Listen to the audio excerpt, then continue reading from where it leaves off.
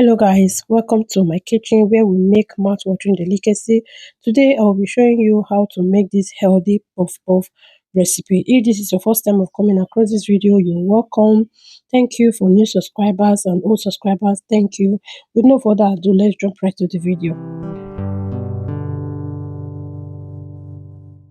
In a clean bowl, I will be adding 2 different cups of flour, oats flour and normal flour.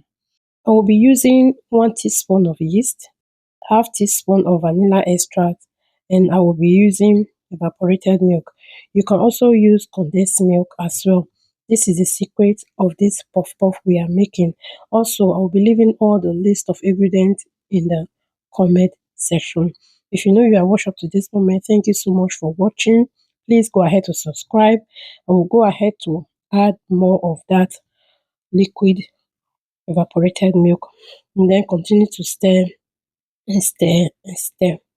Thank you guys for watching up to this moment. Please go ahead to subscribe, share this video. I will go ahead to add little water as I continue to stir. If it is too dense for me, I will go ahead to add water. So just watch and learn. Guys, this puff puff was so delicious. If you want to add more sugar to it, you can go ahead to do that.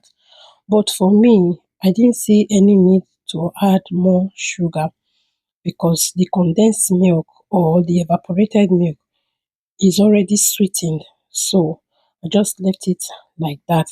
But if you choose to add sugar, go ahead to add your sugar and then you can enjoy your puff puff.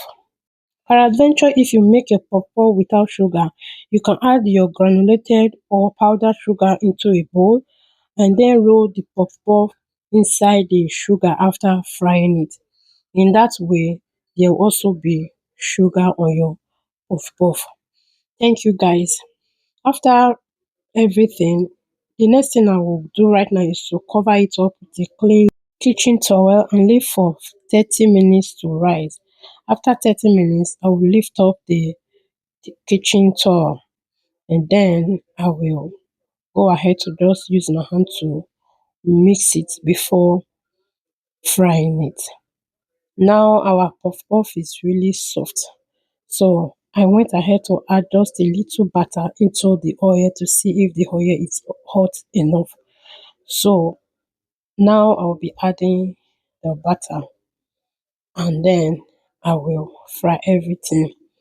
When frying your puff puff, do that in a medium heat, not high heat. If not, you will not enjoy your puff puff.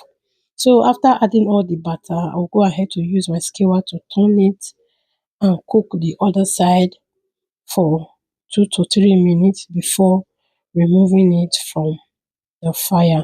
Guys, this puff puff was so yummy and so delicious. Please do not forget to subscribe to my channel and go ahead to click the notification bell so that you will be the first person to receive any notification whenever I upload a new video. I hope you'll be trying this out. Thank you for watching up to this moment. Thank you so much. See you in my next video and keep eating good food. Bye.